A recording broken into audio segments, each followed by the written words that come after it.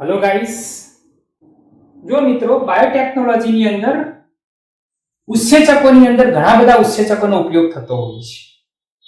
તેની અંદર પહેલા લાઇસિંગ ઉત્સેચકો વિશે જોઈએ।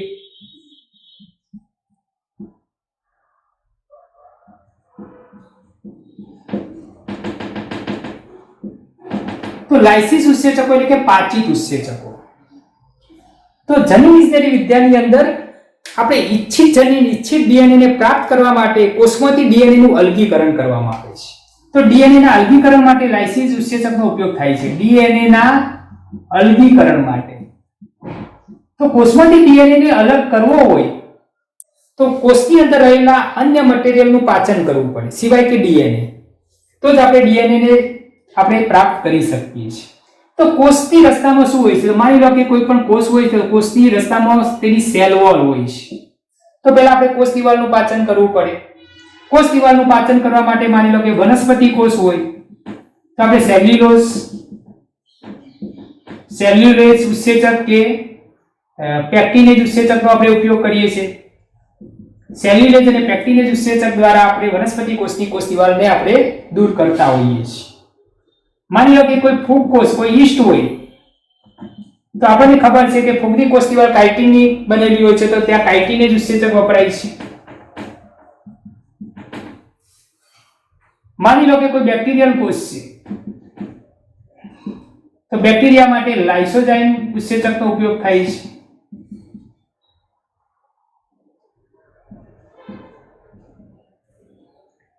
પ્રાણી કોષની અંદર કોષ દિવાલ હોતી નથી, પરંતુ કોષરસ પટલને દૂર કરવા માટે ત્યાં ડિટર્જન્ટનો ઉપયોગ થાય છે। ડિટર્જન્ટની અંદર જે લાઇપેજ ઉત્સેચક આવેલો હોય છે, લાઇપેજ ઉત્સેચક દ્વારા તેનું આવરણ દૂર કરવામાં આવતું હોય છે। ત્યાર પછી કોષની અંદર જે જીવરસ હોય છે, જીવરસમાંથી આપણે ડીએનએ ને અલગ કરવો છે, બાકીના બધા દ્રવ્યોનું આપણે પાચન કરવું છે। તો જીવરસની અંદર શું હોય છે મિત્રો? તો કાર્બોહાઈડ્રેટ હોય એટલે કાર્બોદિત હોય, પ્રોટીન પણ મોટા પ્રમાણમાં હોય છે, લિપિડ પણ હોય છે, આરએનએ પણ હોય છે અને ડીએનએ પણ હોય છે। આપણે તેમાંથી ડીએનએ ને પ્રાપ્ત કરવો છે, બાકીના દ્રવ્યોનું આપણે ત્યાં પાચન કરી દઈશું તો ડીએનએ આપણને પ્રાપ્ત થશે। તો કાર્બોદિતનું પાચન કરવા માટે કાર્બોહાઈડ્રેટ્સનો ઉપયોગ થશે, આ ઉત્સેચક આપણે વાપરીશું। પ્રોટીનનું પાચન કરવા માટે પ્રોટીએજ વાપરીશું, લિપિડનું પાચન કરવા માટે લાઇપેજ વાપરીશું, આરએનએ નું પાચન કરવા માટે રિબોન્યુક્લિએજ વાપરીશું, આરએનએ જેને કહીએ છીએ રિબોન્યુક્લિએજનો આપણે ઉપયોગ કરીશું, પણ ડિઓક્સી રિબોન્યુક્લિએજનો ત્યાં ઉપયોગ કરીશું નહીં, કારણ કે ડીએનએ ને આપણે મેળવવાનો છે, ડીએનએ નું ત્યાં પાચન નથી કરવાનું, માટે ત્યાં ડિઓક્સી રિબોન્યુક્લિએજ ઉત્સેચક ત્યાં વાપરીશું નહીં। એ સિવાયના બાકીના ઉત્સેચકો આપણે ઈચ્છિત ડીએનએ પ્રાપ્ત કરવા માટે કરીશું। જે તે ઈચ્છિત કોષમાંથી ડીએનએ ના અલગીકરણ કરવા માટે ડિઓક્સી રિબોન્યુક્લિએજ સિવાયના બાકીના બધા લાઇસિસ ઉત્સેચકોનો તે આપણે ઉપયોગ કરતા હોઈએ છીએ। તો કોઈ વાર નીટની અંદર કે કોઈ તમારી બોર્ડની પરીક્ષાની અંદર પણ આવી રીતે એમસીક્યુ આવી જાય કે જે તે કોષમાંથી ડીએનએ ના અલગીકરણ કરવા માટે કયો ઉત્સેચક વપરાતો નથી, તો ડિઓક્સી રિબોન્યુક્લિએજ ઉત્સેચક વપરાતો નથી। જો ડિઓક્સી રિબોન્યુક્લિએજ ઉત્સેચકનો ઉપયોગ કરવામાં આવે તો જે આપણે ડીએનએ આપણે મેળવવાનો છે એ ડીએનએ નું જ પાચન થઈ જાય તો આપણને ડીએનએ મળે નહીં, માટે ડિઓક્સી રિબોન્યુક્લિએજ ઉત્સેચક ત્યાં વાપરીશું નહીં। એ સિવાયના બાકીના લાઇસિસ ઉત્સેચકો છે આ બધા, એ બધા જ ઉત્સેચકોની ત્યાં આગળ માધ્યમમાં સારવાર આપવામાં આવે છે, પરિણામે આપણને ડીએનએ મળે છે। હવે આ ઉત્સેચકનું સારવાર આપીએ છીએ, પરિણામે વિવિધ દ્રવ્યો તેના પાચિત સ્વરૂપમાં ફેરવાય છે। તો તેમાંથી પછી ડીએનએ ને શુદ્ધ સ્વરૂપે મેળવવો હોય તો જે તે માધ્યમને આપણે ટેસ્ટ ટ્યુબની અંદર લઈ લઈશું। આ ટેસ્ટ ટ્યુબની અંદર આ બધું માધ્યમ ભર્યું જેની અંદર ડીએનએ પણ છે। ત્યાર પછી તેની અંદર ચિલ્ડ આલ્કોહોલ નાખવામાં આવે છે। શું નાખે છે મિત્રો? ચિલ્ડ આલ્કોહોલ, ઠંડો આલ્કોહોલ। ઠંડો આલ્કોહોલ તેની અંદર એડ કરીએ છીએ ત્યારે ત્યાં ડીએનએ નું અવક્ષેપણ થાય છે। શું થાય છે? ઠંડો આલ્કોહોલ એ શું કરે છે? ડીએનએ નું અવક્ષેપણ કરે છે, પરિણામે એ ડીએનએ અહીંયા આગળ આ જે બે માધ્યમ છે, ઉપરની બાજુએ ચિલ્ડ આલ્કોહોલ છે, નીચેની બાજુએ વિવિધ પાચિત દ્રવ્યો છે, બંનેની વચ્ચે આ ડીએનએ આવી જાય છે। ત્યાર પછી સ્પૂલિંગ પદ્ધતિ દ્વારા એક કાચનો રોડ્સ હોય છે, કાચનો જે સળિયો હોય છે તેને અંદર દાખલ કરીને તેના ઉપર આ ડીએનએ ને ગોળ ગોળ વીંટળાઈને બહાર લઈ લઈએ છીએ, જે મેથડને સ્પૂલિંગ પદ્ધતિ કહેવામાં આવે છે। તો સ્પૂલિંગ પદ્ધતિ યાદ રાખજો। સ્પૂલિંગ પદ્ધતિ દ્વારા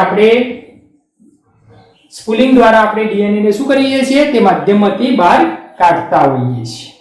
હવે જે ડીએનએ પ્રાપ્ત થાય છે, ડીએનએ ની અંદર ઈચ્છિત જનીન પણ રહેલો છે. તો એ માત્ર ઈચ્છિત જનીનને પ્રાપ્ત કરવો છે. આપણને ખબર છે ડીએનએ ઘણો લાંબો હોય છે, તેના ઉપર ઘણા બધા જનીનો હોય છે. તેમાંથી જે તે લક્ષણ માટેના જે જવાબદાર જનીનને આપણે અલગ કરવું છે, તો તેના માટે ડીએનએ ને કાપવો પડે છે. ને ડીએનએ ને કાપવા માટે ન્યુક્લિયેજ ઉત્સેચક ત્યાં કામ કરતો હોય છે. ન્યુક્લિયેજ ઉત્સેચક ઘણા બધા છે. તેમાંથી એક મોટું જે ગ્રુપ છે રિસ્ટ્રિક્શન ન્યુક્લિયેજ, રિસ્ટ્રિક્શન જે ઉત્સેચકોનું જે ગ્રુપ છે, એ રિસ્ટ્રિક્શન ઉત્સેચકોનો તે આપણે ઉપયોગ કરતા હોઈએ છીએ. તો આપણે અહીંયા આગળ હવે રિસ્ટ્રિક્શન ઉત્સેચકો વિશે જોઈશું. તો ડીએનએ માંથી ઈચ્છિત જનીનને અલગ કરવા માટે ત્યાં આણ્વીય કાતર તરીકે જે વર્તતો જે રિસ્ટ્રિક્શન જે ઉત્સેચક છે, એ રિસ્ટ્રિક્શન ઉત્સેચક વિશે આપણે અહીંયા માહિતી મેળવીએ. તો મિત્રો આપણે પહેલો એક ઉત્સેચક જોયા, કયા? લાઇસિસ ની જે ક્રિયા, બરોબર, કોષમાંથી ડીએનએ ના અલગીકરણ કરવા માટે જે ઉત્સેચકો જે વપરાય છે તે ઉત્સેચકો વિશે જોયું. ડીએનએ હવે આપણને મળી ગયો. એ ડીએનએ પરથી હવે ઈચ્છિત જનીનને પ્રાપ્ત કરવા માટે ડીએનએ ને કાપવા માટે ત્યાં આપણે રિસ્ટ્રિક્શન ઉત્સેચકોની જરૂર પડતી હોય છે. તો હવે આપણે રિસ્ટ્રિક્શન ઉત્સેચકો વિશે મિત્રો ભણીએ. જો હવે રિસ્ટ્રિક્શન ઉત્સેચકો, બે નંબર રિસ્ટ્રિક્શન ઉત્સેચકો. તો રિસ્ટ્રિક્શન ઉત્સેચકની શોધ કયા સાયન્ટિસ્ટે કરેલી છે? તો સ્ટુઅર્ટ લિન અને આર્બર. સૌપ્રથમ સ્ટુઅર્ટ લિન અને આર્બર નામના સાયન્ટિસ્ટે 1963 ની અંદર ઈ કોલાઈ બેક્ટેરિયામાં બેક્ટેરિયોફેજની વૃદ્ધિને અવરોધતા બે ઉત્સેચકો અલગ કર્યા.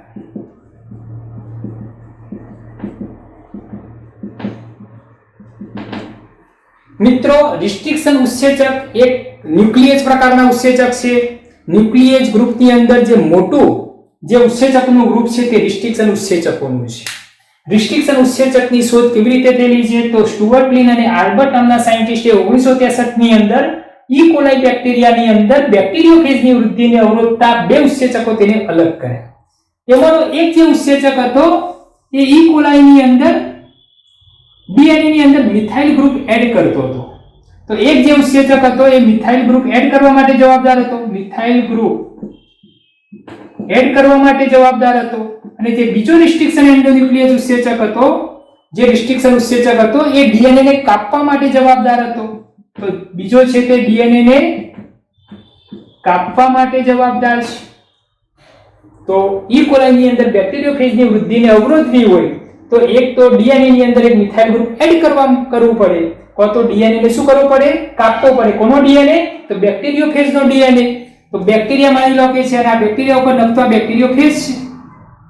તો બેક્ટેરિયોફેજનો જે ડીએનએ બેક્ટેરિયાની અંદર દાખલ થાય છે, પરિણામે બેક્ટેરિયાની અંદર બેક્ટેરિયોફેજની ઘણી બધી નકલો બને છે. પરંતુ એ જે બેક્ટેરિયોફેજની સામે જો પ્રોટેક્શન જેને રક્ષણ મેળવવું હોય તો તેના ડીએનએ ને શું કરવું પડે? તેને તોડી નાખવું પડે.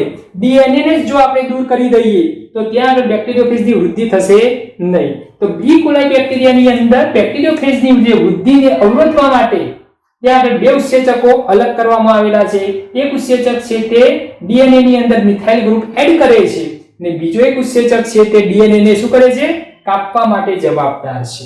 તો ડીએનએ ને જે કાપવા માટે જે ઉત્સેચક છે તેને રિસ્ટ્રિક્શન ઉત્સેચક કહેવામાં આવે છે. તો એ રિસ્ટ્રિક્શન ઉત્સેચક ત્રણ પ્રકારના છે મિત્રો. એક છે એન્ડોન્યુક્લિયેજ,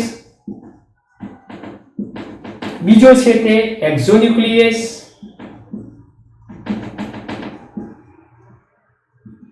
અને ત્રીજો છે તે રિસ્ટ્રિક્શન એન્ડોન્યુક્લિયેજ.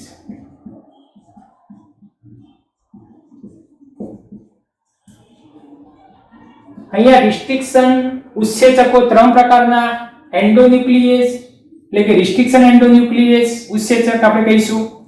તો આ એન્ડોન્યુક્લિયેજ ઉત્સેચક શું કામ કરતો હોય છે? તો એન્ડોન્યુક્લિયેજ ઉત્સેચક જે ડીએનએ ની જે શૃંખલા હોય છે, એ ડીએનએ ની શૃંખલાને વચ્ચેથી ગમે ત્યાંથી કાપતો હોય છે. બરોબર? તો ડીએનએ ની શૃંખલાને તે ગમે ત્યાંથી કાપે છે. એક્ઝોન્યુક્લિયસ જે ઉત્સેચક છે તે ડીએનએ ની શૃંખલાને છેડેથી કાપે છે, એટલે કે છેડેથી તે ન્યુક્લિયોટાઇડને દૂર કરે છે. જ્યારે રિસ્ટ્રિક્શન એન્ડોન્યુક્લિયસ જે ઉત્સેચક છે એ ડીએનએ ની શૃંખલા પર જે પોલિન્ડ્રોમિક જે શૃંખલા હોય છે તેને ઓળખીને તેનાથી તેને કાપે છે. તો પોલિન્ડ્રોમિક શૃંખલાથી કાપનાર જે ઉત્સેચક છે તે કયો છે? રિસ્ટ્રિક્શન એન્ડોન્યુક્લિયસ છે. ત્યાંથી કાપે છે પોલિન્ડ્રોમિક શૃંખલાથી ડીએનએ ને કાપે છે. જ્યારે એન્ડોન્યુક્લિયસ અને એક્ઝોન્યુક્લિયસ જે પોલિન્ડ્રોમિક શૃંખલા સિવાય ગમે ત્યાંથી ડીએનએ ને કાપે છે. જેમાંથી એન્ડોન્યુક્લિયસ ઉત્સેચક ડીએનએ ને વચ્ચેથી કાપે છે, પોલિન્ડ્રોમિક શૃંખલા સિવાય વચ્ચેથી કાપે છે. જ્યારે એક્ઝોન્યુક્લિયસ છે એ છેડેથી ન્યુક્લિયોટાઇડને તે દૂર કરતો હોય છે. પરંતુ રિસ્ટ્રિક્શન એન્ડોન્યુક્લિયસ ઉત્સેચક છે તે પોલિન્ડ્રોમિક શૃંખલાને ઓળખીને તેને ચોક્કસ જગ્યાએથી તે કાપે છે. તો પોલિન્ડ્રોમિક શૃંખલા કોને કહેવામાં આવે છે? તો પોલિન્ડ્રોમિક શૃંખલા વિશે મિત્રો આપણે માહિતી મેળવીએ. તો ડીએનએ ની જે શૃંખલા ઉપર એવા ન્યુક્લિયોટાઇડનો ક્રમ કે જે ક્રમને આપણે 5' to 3' તરફ કે 3' to 5' તરફ કોઈ પણ દિશામાં વાંચવામાં આવે તો બંને બાજુએ તેનો ક્રમ કેવો મળે છે? સરખો મળે છે. માની લો કે GAATTC આ રીતનો ક્રમ છે ડીએનએ પર. તો સામેની શૃંખલા ઉપર GAATTC માની લો કે આ 5' છે, આ 3' છે, તો આ બાજુ 5' છે, આ 3' છે. 5' to 3' તરફ જેમ વાંચીએ તો GAATTC થયું. તો અહીંયા 5' થી 3' વાંચીએ તો GAATTC થયું. તો બંને શૃંખલા ઉપર 5' to 3' તરફ જે વાંચવામાં આવે તો બંને બાજુએ ન્યુક્લિયોટાઇડનો ક્રમ કેવો મળે છે? સરખો હોય છે. તો એવી શૃંખલાને પોલિન્ડ્રોમિક શૃંખલા કહેવામાં આવે છે. ને પોલિન્ડ્રોમિક શૃંખલામાં ન્યુક્લિયોટાઇડની સંખ્યા 4 થી 8 જેટલી હોય છે. કેટલી હોય છે મિત્રો? 4 થી 8 જેટલી હોય છે. અહીંયા 5' to 3' જુઓ તરફ વાંચો તો જે ક્રમ હોય છે તેવો જ ક્રમ અહીંયા 5' to 3' તરફ હોય છે. એવું નહીં કે 5' to 3' તરફ, 3' to 5' તરફ જો વાંચો CTTAAG, તો અહીંયા પણ 3' to 5' તરફ વાંચો તો CTTAAG એ પણ સરખો ક્રમ મળે છે.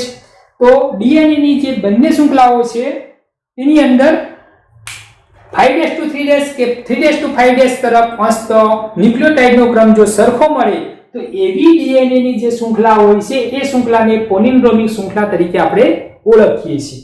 જેને આપણે બીજી રીતે કહીએ તો મલયાલમ જે શબ્દ છે તેને આપણે મલયાલમ તો મલયાલમ આગળ તેને પાછળથી બંને બાજુએથી વાંચતા કેવો ક્રમ મળે છે? સરખો ક્રમ મળે છે. માની લો કે નયન તો નયન, બરોબર. તો એવી જે શૃંખલાઓ હોય છે અહીંયા આગળ કે બંને શૃંખલાઓ ઉપર 5' to 3' તરફ વાંચતો બંને બાજુએ ન્યુક્લિયોટાઇડનો ક્રમ કેવો મળે છે? સરખો મળતો હોય તેવી શૃંખલાને આપણે પોલિન્ડ્રોમિક શૃંખલા કહીએ છીએ. ને પોલિન્ડ્રોમિક શૃંખલાને ઓળખીને ત્યાંથી કાપવા માટે જવાબદાર જે ઉત્સેચક છે તે રિસ્ટ્રિક્શન એન્ડોન્યુક્લિયસ ઉત્સેચક છે. આ રિસ્ટ્રિક્શન જે એન્ડોન્યુક્લિયસ ઉત્સેચક 3 પ્રકારના હોય છે. એક ટાઈપ 1 પ્રકારનો છે, બીજો છે ટાઈપ 2 પ્રકારનો છે અને ત્રીજો છે તે ટાઈપ 3 પ્રકારનો છે. તો 3 પ્રકારના રિસ્ટ્રિક્શન એન્ડોન્યુક્લિયસ ઉત્સેચક શોધાયેલા છે. તેમાંથી જનીન ઇજનેરી વિદ્યાની અંદર ટાઈપ 2 પ્રકારનો રિસ્ટ્રિક્શન એન્ડોન્યુક્લિયસનો ઉપયોગ આપણે કરતા હોઈએ છીએ. ટાઈપ 1 અને ટાઈપ 3 પ્રકારનો રિસ્ટ્રિક્શન એન્ડોન્યુક્લિયસ ઉત્સેચકનો ઉપયોગ બાયોટેકનોલોજીની અંદર કરવામાં આવતો નથી. તો ટાઈપ 1 પ્રકારનો રિસ્ટ્રિક્શન એન્ડોન્યુક્લિયસ ઉત્સેચક છે તે પોલિન્ડ્રોમિક શૃંખલાને ઓળખે છે ખરું. માની લો કે GAATTC આ પોલિન્ડ્રોમિક શૃંખલા છે. આ શૃંખલાને તે ઓળખે છે ખરું, પરંતુ એ પોલિન્ડ્રોમિક શૃંખલાને તે ગમે ત્યાંથી કાપે છે. માટે ત્યાં આગળ હિટ્રોજીનસ ટુકડાઓનું નિર્માણ થાય છે, જેનો ઉપયોગ આપણે જનીન ઇજનેરી વિદ્યાની અંદર કરતા હોતા નથી. તો ટાઈપ 1 પ્રકારનો રિસ્ટ્રિક્શન એન્ડોન્યુક્લિયસ ઉત્સેચક પોલિન્ડ્રોમિક શૃંખલાને ઓળખે છે, પણ પોલિન્ડ્રોમિક શૃંખલાને ગમે ત્યાંથી કાપે છે. ને એ કાપવા માટે એટીપી ની જરૂર પડતી હોય છે, બરોબર. ગમે ત્યાંથી કાપે છે એટલે કે માની લો કે આવી શૃંખલા હોય GAATTC તો CTTAAG, બરોબર. આવી રીતે આ શૃંખલા છે, આ પોલિન્ડ્રોમિક શૃંખલા છે. તેને ગમે ત્યાંથી કાપે છે, માની લો કે એક અહીંથી કાપે છે અને બીજું એક અહીંથી કાપે છે, તો શું બનશે? જી સી ટી ટી, બરોબર. સામેની શૃંખલા કેવી બનશે? તો એ ટી ટી સી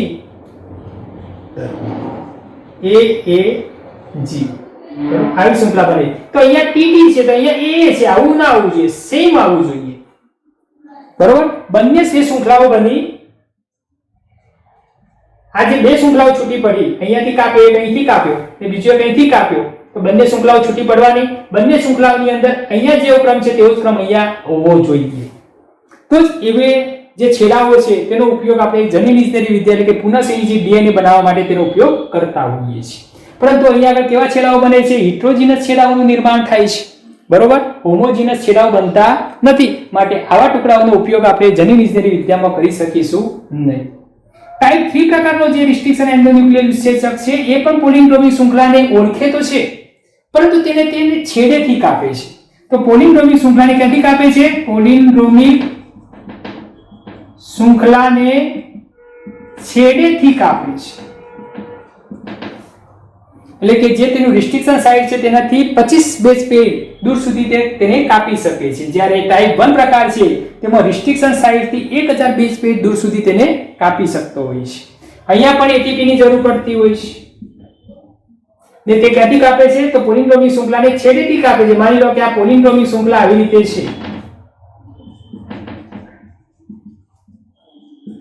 આ પોલિન્ડ્રોમિક શૃંખલા છે, તેને ક્યાંથી કાપે છે? તો છેડેથી કાપે છે, અહીંથી કાપે છે. તો છેડેથી કાપે છે, પરિણામે અહીંયા આગળ કેવા છેડાઓનું નિર્માણ થાય છે? હિટ્રોજીનસ છેડાઓ બને છે. એક છેડો આવો બનશે ટી ટી એ જી, સી ટી ટી એ અને બીજો છેડો સી અને જી. આ બે છેડાઓનું નિર્માણ થશે. તો અહીંયા આગળ હિટ્રોજીનસ છેડાઓનું નિર્માણ થાય છે. અહીંયા જેવો હોય એવો જ અહીંયા આગળ જોઈએ, બરાબર, તો જ હોમોજીનસ છેડાઓ કહેવાય. પણ એવા છેડાઓ અહીંયા આગળ મળતા નથી. તો ટાઈપ 1 અને ટાઈપ 3 પ્રકારના રિસ્ટ્રિક્શન એન્ડોન્યુક્લિયર વિશેષકનો ઉપયોગ આપણે જનીન ઇજનેરી વિદ્યામાં કરતા નથી.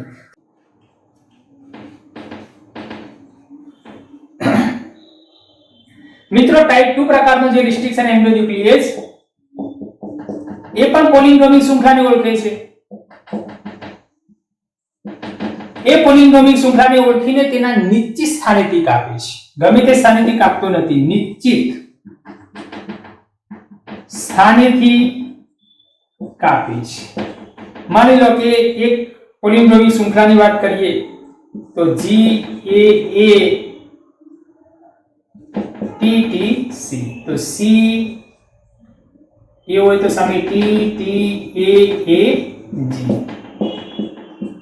આ ડીએનએ ની બે પોલીન્યુક્લિયોટાઇડની શૃંખલા છે, જેની ઉપર ન્યુક્લિયોટાઇડનો ક્રમ 5' to 3' રીડિંગ કરવામાં આવે તો બંને શૃંખલા ઉપર ન્યુક્લિયોટાઇડનો ક્રમ સરખો છે, GAATTC. તો અહીંયા 5' to 3' માં પણ GAATTC બને છે, માટે આવી શૃંખલાને પોલિન્ડ્રોમિક શૃંખલા આપણે કહીએ છીએ. ટાઈપ 2 પ્રકારનો રિસ્ટ્રિક્શન એન્ડોન્યુક્લિયર ઉત્સેચક આ પોલિન્ડ્રોમિક શૃંખલાને નિશ્ચિત સ્થાનેથી કાપે છે. તો કેવી રીતે કાપે છે? તો માની લો કે અહીંયા કાપ મૂકી તો અહીંયા આગળ બે ડીએનએ નો જે શૃંખલા છે એ બે ટુકડાઓમાં વિભાજિત થાય છે. એક ટુકડો આવો બને છે,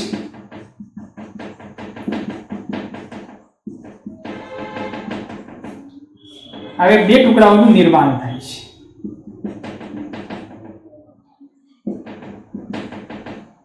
આવો જે ટુકડો બને છે તેને બુઠ્ઠા છેડા કહેવામાં આવે છે. અને શું કહેવામાં આવે છે? બુઠ્ઠા છેડા, જેને ફ્લશ છેડા તરીકે પણ ઓળખવામાં આવે છે. ફ્લશ છેડા તરીકે પણ ઓળખીએ છીએ. ત્યાર પછી આ ટાઈપ 2 પ્રકારનો રિસ્ટ્રિક્શન એન્ડોન્યુક્લિયર ઉત્સેચક આ પોલિન્ડ્રોમિક શૃંખલાને બીજી આવી રીતે પણ કાપી શકે છે. GAATTC CTTAAG. માની લો કે આ એક પોલિન્ડ્રોમિક શૃંખલા છે. આ પોલિન્ડ્રોમિક શૃંખલાને અહીંથી કાપે છે. આ A અને G ની વચ્ચેથી, અહીંયા પણ A અને G ની વચ્ચેથી. તો પરિણામે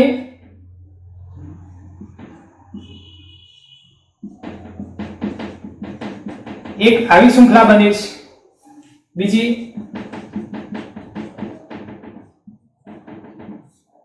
આવી શૃંખલા બને છે. 5 ડેશ છે, 3 ડેશ છે, 5 ડેશ છે, આ 3 ડેશ છે. તો આપણે અહીંયા આગળ ટાઈપ 2 પ્રકારના ડિસ્ટ્રિક્શન એન્ડોન્યુક્લિયર ઉત્સેચક દ્વારા જ્યારે પોલિટ્રોપિક શૃંખલાને કાપવામાં આવે છે ત્યારે ત્યાં આગળ પૂરક છેડાઓનું નિર્માણ થાય છે. જો TTC, તો TTC બને છે. અહીંયા આગળ જુઓ AATTC, AATTC. તો આવા જે પૂરક જે છેડાઓ ધરાવતી જે શૃંખલા છે તેનો ઉપયોગ આપણે જનીન ઇજનેરી વિદ્યામાં કરતા હોઈએ છીએ. માટે બાયોટેકનોલોજીની અંદર ટાઈપ 2 પ્રકારના રિસ્ટ્રિક્શન એન્ડોન્યુક્લિયર ઉત્સેચકનો ઉપયોગ કરવામાં આવે છે. તો આ જે છેડાઓ બને છે તે બુઠ્ઠા છેડા છે. અહીંયા જે છેડાઓ બને છે તે છેડાઓને ચીપકુ છેડા કહેવામાં આવે છે, જેને આપણે બીજા શબ્દોમાં એકીકૃત છેડા પણ કહેવામાં આવે છે. તો જનીન ઇજનેરી વિદ્યાની અંદર પુનઃસંયોજિત ડીએનએ નું નિર્માણ કરવા માટે બુઠ્ઠા છેડાઓ કરતાં ચીપકુ છેડાઓનો વધારે ઉપયોગ થાય છે. કારણ કે બુઠ્ઠા છેડાઓની અંદર અહીંયા વચ્ચેની બાજુએ કોઈ પણ ડીએનએ નો ટુકડો અહીંયા આગળ સ્થાન પામે છે, જ્યારે ચીપકુ છેડાની અંદર ઈચ્છિત જે જનીન છે તે જ અહીંયા આગળ સ્થાન પામતો હોય છે. કેવી રીતે? તો માની લો કે આ એક આપણે બુઠ્ઠા છેડાનું નિર્માણ કર્યું. માની લો કે GAACTT, આ બાજુ TTC, AAG, તો આ બુઠ્ઠા છેડાનું નિર્માણ થયું. તો આ બંનેની વચ્ચે ગમે તેટલા નંબર ધરાવતા ન્યુક્લિયોટાઇડની જોડ અહીંયા આગળ સ્થાન પામશે ને ગમે તે ડીએનએ નો ટુકડો અહીંયા આગળ આવી શકે છે. પરંતુ ચીપકુ છેડાઓની અંદર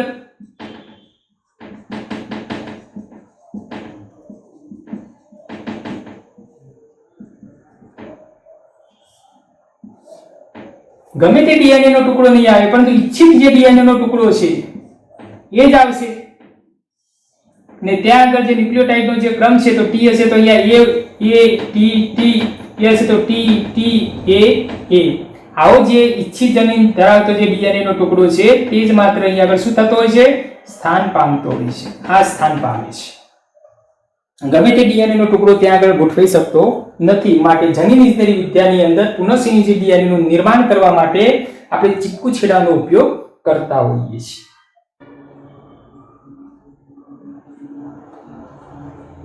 મિત્રો, અહીંયા રિસ્ટ્રિક્શન એન્ડોન્યુક્લિયર જે ઉત્સેચકો છે અત્યાર સુધી 900 થી વધુ શોધાયેલા છે, જે 230 થી વધુ બેક્ટેરિયામાંથી પ્રાપ્ત કરેલા છે. તો 230 થી વધુ બેક્ટેરિયામાંથી 900 થી વધુ રિસ્ટ્રિક્શન એન્ડોન્યુક્લિયર ઉત્સેચકો શોધાયેલા છે.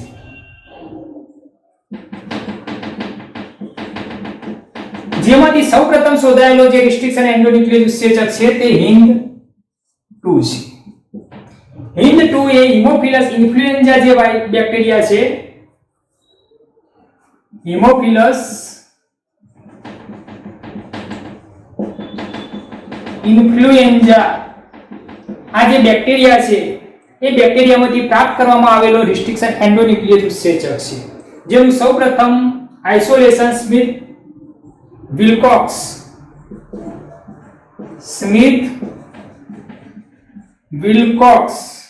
અને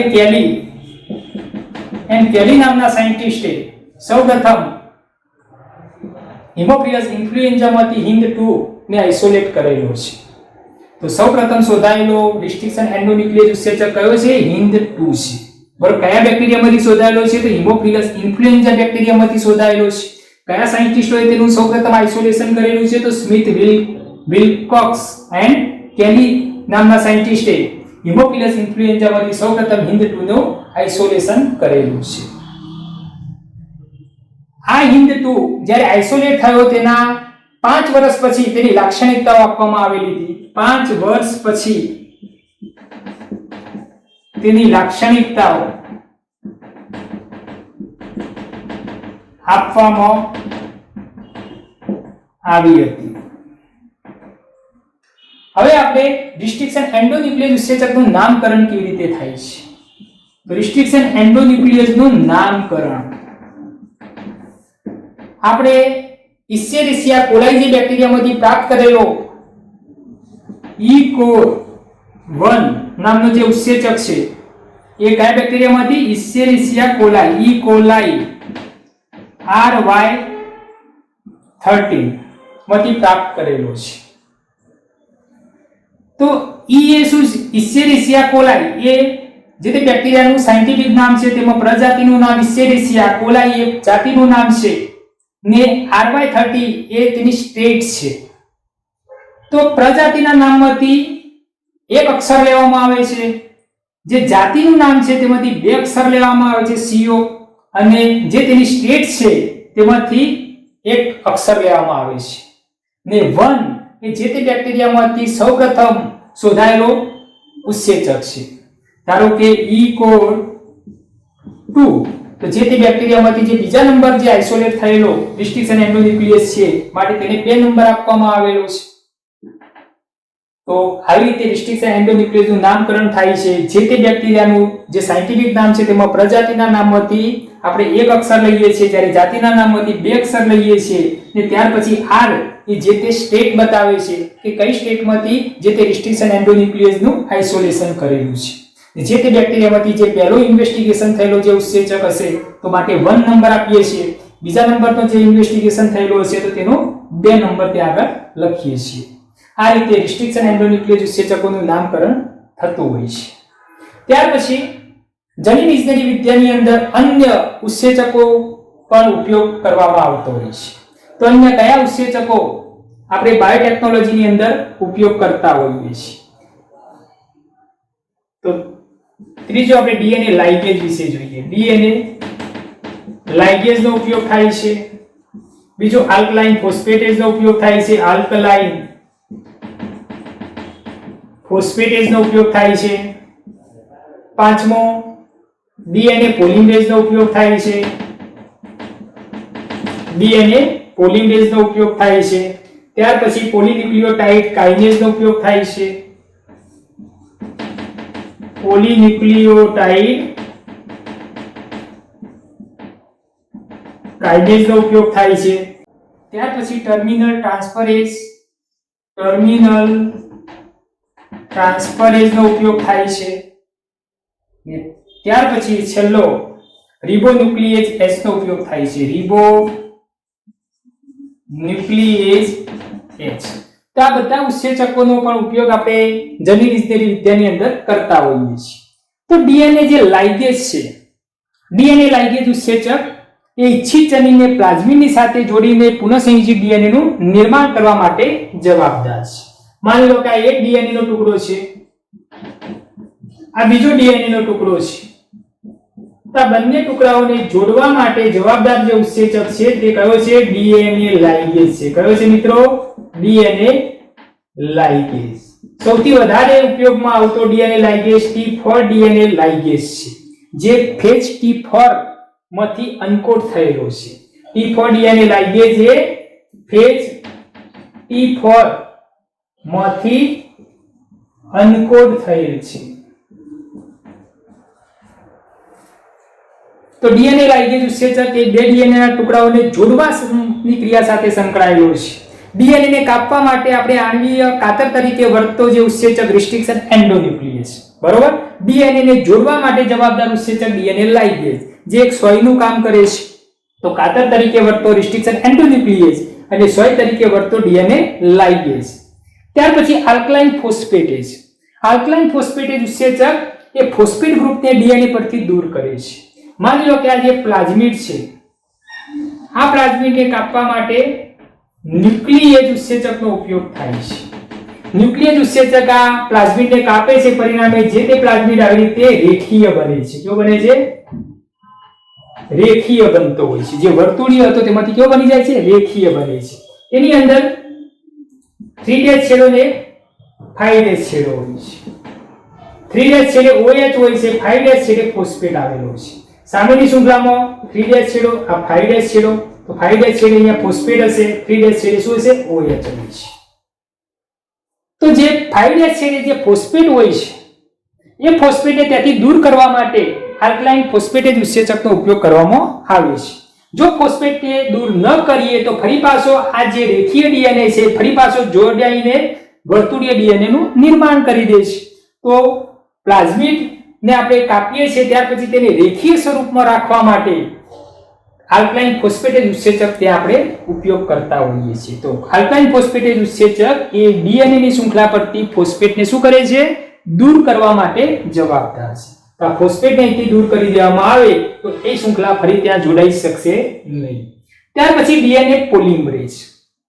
તો ડીએનએ હવે આપણે શું કર્યું કે આ પ્લાઝમિડને કાપ્યો, તેની સાથે ઇચ્છિત ડીએનએ લાઇગેજ ઉત્સેચક દ્વારા જોડી દઈશું, પુનઃસંયોજિત ડીએનએ નું નિર્માણ કરીશું. એ પુનઃસંયોજિત ડીએનએ ને આપણે કોઈ યજમાનની અંદર દાખલ કરીએ છીએ ત્યારે એ યજમાનની અંદર ડીએનએ પોલિમરેઝ ઉત્સેચકની મદદથી એ પુનઃસંયોજિત ડીએનએ ની ઘણી બધી પ્રતિકૃતિઓનું નિર્માણ થતું હોય છે. તો જે તે યજમાનની અંદર પુનઃસંયોજિત ડીએનએ ની પ્રતિકૃતિઓ બનાવવા માટે ડીએનએ પોલિમરેઝ ઉત્સેચક ત્યાં કામ કરતો હોય છે. ડીએનએ પોલિમરેઝ જનીન ઇજનેરી વિદ્યાની અંદર ડીએનએ પોલિમરેઝ 1 નંબરનો જે ઉત્સેચક છે તેનો વધારે પ્રમાણમાં ઉપયોગ કરવામાં આવે છે. તો ડીએનએ પોલિમરેઝ ઉત્સેચક શું કામ કરે છે? તો આ જે ડીએનએ ની જે શૃંખલા છે તેની પ્રતિકૃતિઓ બનાવે છે. કેવી રીતે બનાવે છે? તો આ બે ડીએનએ ની શૃંખલા જે ટેમ્પલેટ તરીકે વર્તે છે તેના ઉપર નવી શૃંખલાનું જે નિર્માણ કરવા માટે ડીએનએ પોલિમરેઝ 1 નામનો ઉત્સેચક ત્યાં કામ કરતો હોય છે. પરિણામે જે તે ડીએનએ ની ઘણી બધી પ્રતિકૃતિઓનું નિર્માણ થતું હોય છે. ને ડીએનએ પોલિમરેઝ 1 નામનો ઉત્સેચક એ 3' છેડે નવી શૃંખલાની વૃદ્ધિ કયા બાજુ કરે છે? 3' બાજુએ કરતો હોય છે. ને 3' છેડે નવા ન્યુક્લિયોટાઇડને ત્યાં ફોસ્ફોડાયસ્ટર બનતી જોડતો જાય છે. પરિણામે નવી શૃંખલાનું નિર્માણ થતું જાય છે. ત્યાર પછી પોલીન્યુક્લિયોટાઇડ કાઇનેઝ. તો પોલીન્યુક્લિયોટાઇડ કાઇનેઝ જે આ ઉત્સેચક છે એ ડીએનએ ની શૃંખલાની અંદર ફોસ્ફેટનો અણુ ઉમેરવા માટે જવાબદાર છે. ડીએનએ માં ફોસ્ફેટ ઉમેરવા માટે પોલીન્યુક્લિયોટાઇડ કાઇનેઝનો ઉપયોગ કરવામાં આવે છે. ડીએનએ માંથી ફોસ્ફેટને દૂર કરવા માટે આલ્કલાઇન ફોસ્ફેટેઝ જવાબદાર છે. પરંતુ ડીએનએ ની અંદર ફોસ્ફેટનો અણુ એડ કરવો હોય તો તેના માટે પોલીન્યુક્લિયોટાઇડ કાઇનેઝ ઉપયોગી છે. ત્યાર પછી ટર્મિનલ ટ્રાન્સફરેઝ. આ ટર્મિનલ ટ્રાન્સફરેઝ જે ઉત્સેચક છે તે ડીએનએ ના જે બુઠ્ઠા છેડા હોય છે તેને ચીપકુ છેડાઓમાં રૂપાંતરિત કરે છે. ડીએનએ ના બુઠ્ઠા છેડાને શામાં ફેરવે છે? ચીપકુ છેડામાં ફેરવે છે. તો બુઠ્ઠા છેડાને ચીપકુ છેડામાં ફેરવવા માટે ટર્મિનલ ટ્રાન્સફરેઝ ઉત્સેચકનો ઉપયોગ કરવામાં આવે છે. ત્યાર પછી રિબોન્યુક્લિએજ H. આ રિબોન્યુક્લિએજ H ઉત્સેચક છે તેને રિટ્રોવાયરસમાંથી અલગ કરવામાં આવેલો છે. રિટ્રોવાયરસમાંથી અલગ કરવામાં આવેલો છે. ને જેનો ઉપયોગ ડીએનએ ને આરએનએ પરથી એમઆરએનએ શૃંખલાને છૂટી પાડવા માટે થાય છે. ડીએનએ કે આરએનએ પરથી એમઆરએનએ શૃંખલા જે હોય છે એમઆરએનએ ની શૃંખલાને શું કરે છે? છૂટી પાડે છે. તો મિત્રો આપણે અહીંયા આગળ ઘણા બધા ઉત્સેચકો વિશે જોયું જે જનીન ઇજનેરી વિદ્યાની અંદર તેનો ઉપયોગ કરવામાં આવતો હોય છે. તો આપણે પહેલા લાઇસિન ઉત્સેચકો જોયા, ત્યાર પછી રિસ્ટ્રિક્શન એન્ડોન્યુક્લિયસ ઉત્સેચક જોયો, ત્યાર પછી ડીએનએ લાઇગેજ ઉત્સેચક વિશે જોયું, આલ્કલાઇન ફોસ્ફેટેઝ ઉત્સેચક, ડીએનએ પોલિમરેઝ 1 નામનો ઉત્સેચક, ત્યાર પછી પોલીન્યુક્લિયોટાઇડ કાઇનેઝ ઉત્સેચક, ત્યાર પછી ટર્મિનલ ટ્રાન્સફરેઝ ઉત્સેચક અને રિબોન્યુક્લિએજ H ઉત્સેચક. તો આ બધા ઉત્સેચકોનો ઉપયોગ જનીન ઇજનેરી વિદ્યાની અંદર થતો હોય છે. પરંતુ તમારા સિલેબસની અંદર મેઇન આપણે જે જોવાનું છે તે રિસ્ટ્રિક્શન એન્ડોન્યુક્લિએજ ઉત્સેચક જે તમારા સિલેબસની અંદર આપેલું છે. બરોબર? તેને આપણે ડિટેલમાં આ લેક્ચરની અંદર આપણે જોયું. Thank you.